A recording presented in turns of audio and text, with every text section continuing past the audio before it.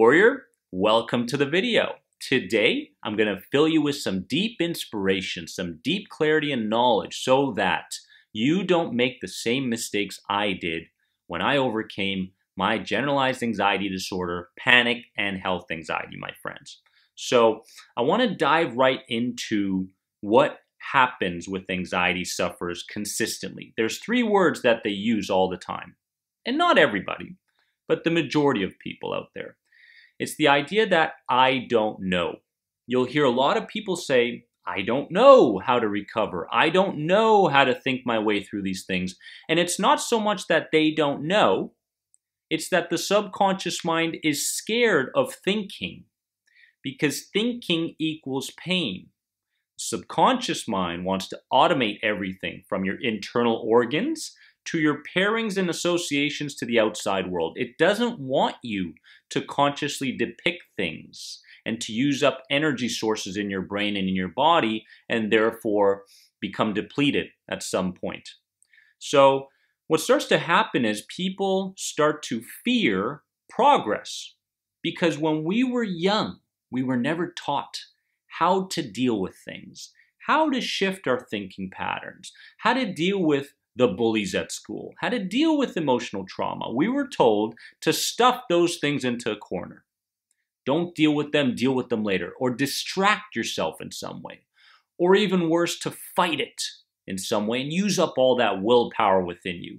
We were never shown how to rationally and consciously shift our perspectives, shift our perceptions, and actually allow ourselves to believe that our beliefs can change and that our thoughts can change. So if you're going through this journey of I don't know, understand that it's a deep fear of progressing. My friends, you don't need to have fear on this journey.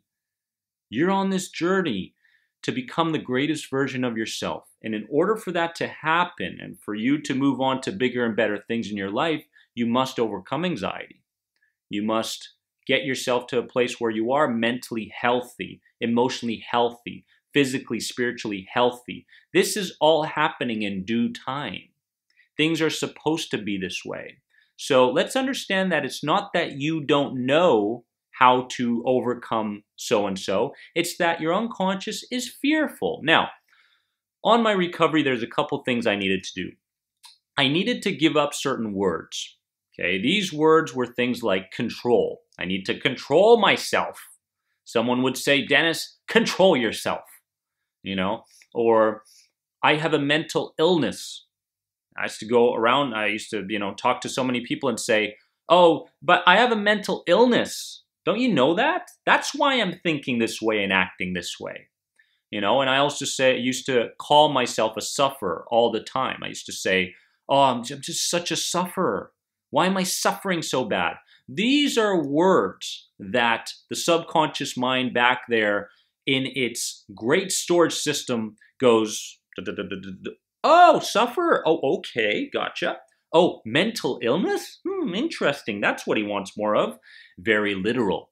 So when you say these things to people and when you think them to yourself, it thinks that you need more of that because it wants to consistently think in certain ways. It wants to consistently act in certain ways. So it's very important to start giving up these types of words, my friends.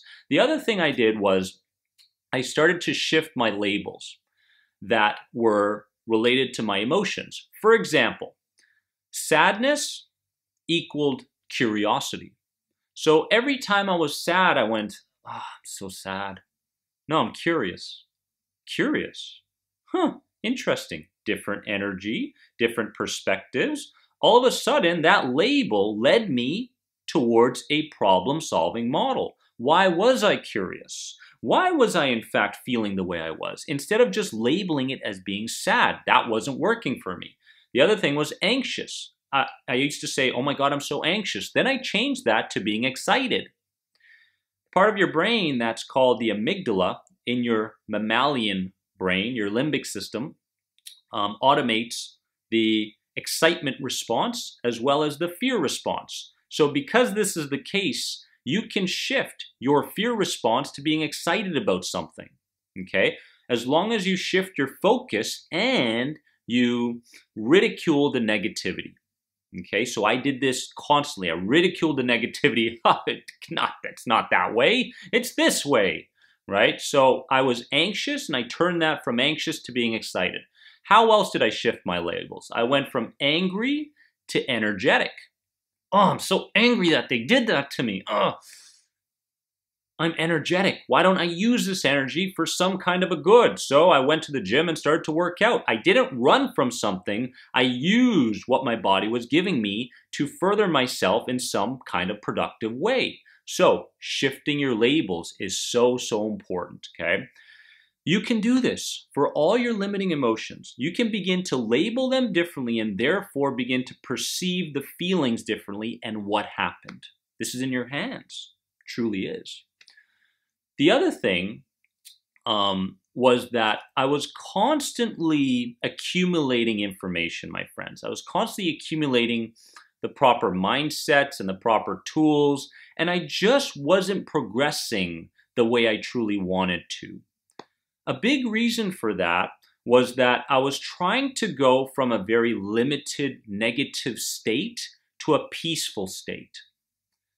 You know, I tried to meditate all the time. And so I meditated and I meditated and meditated. And I was going, well, you know, why is this not working for me? And the problem was that I needed to go from the quadrant of limiting state and negative state to an action-based state. I needed to go from there to there rather than from my limiting state to try to get to a peaceful state. That didn't work. I needed to take action. I needed to be inspired. I needed to get angry at living this way. I needed to become dissatisfied. You cannot go from a limiting state to a peaceful state. You need to solve the problem. You need to go through all four quadrants, and they are limited state to a fire-based state or an angry state or a motivated state to try to solve the problems, then to a more peaceful state, then to a spiritual state. You see how I'm going through all four quadrants? This is the approach that you must have in your life, because no longer can you go from one state to another, because these processes, these neural connections in your brain are so deeply ingrained. They are connected so, so well.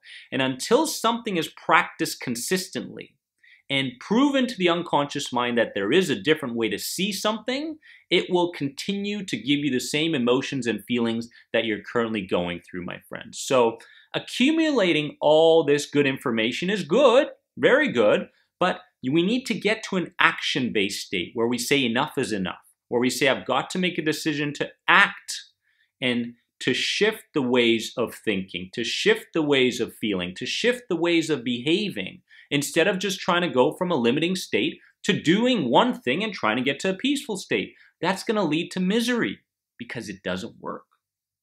All right? So this is where we got to put in the work.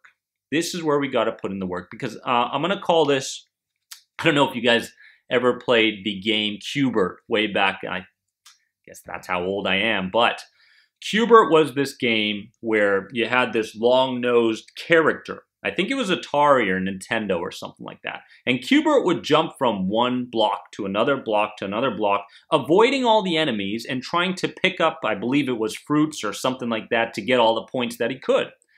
I call this the Q*bert effect. The Q*bert effect is when your mind goes boing, boing, boing, boing, boing, and it starts to jump from one thing to another.